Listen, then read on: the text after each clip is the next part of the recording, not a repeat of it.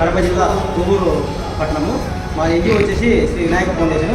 ఇప్పుడు pan India ఆధ్వర్యంలో మనం ఈ 2వ అవార్డు తీసుకుంటున్నాము. జాతీయ తెలుగు సాంస్కృతిక వనరుల సందర్భంగా మనము తిరిగి కీర్తి పురస్కారం తీసుకుంటాం శ్రీ వినాయక ఫౌండేషన్.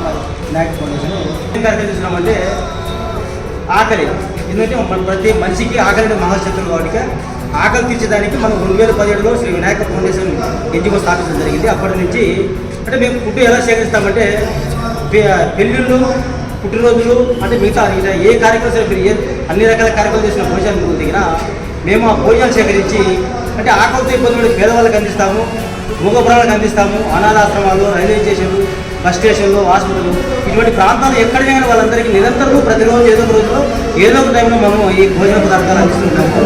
అలా ఇప్పటికీ లక్షల మందికి అందిస్తున్నాము. అలా కాదు సామాజిక సంబంధించి ఎన్నో రకాల కార్యక్రమాలు, రక్తదానము, మెడికల్ క్యాంపులు, మూగపురాలకు ఆకలి తీర్చడము, పేదవాళ్ళకు సాయం చేయడము, ఈ సలివినాలు పెట్టడం అంటే ఎన్నో రకాల నిరంతరం మేము చేస్తూ ఉన్నాము. ఈరోజు మనం హైదరాబాద్లో తెలుగు సాంస్కృతిక విద్యాలయంలో ఇక్కడ సమావేశం జరిగింది. మేము ప్రత్యేకంగా రాజా గారికి థ్యాంక్ చెప్తున్నాము. మీ మీడియా గారికి థ్యాంక్ యూ.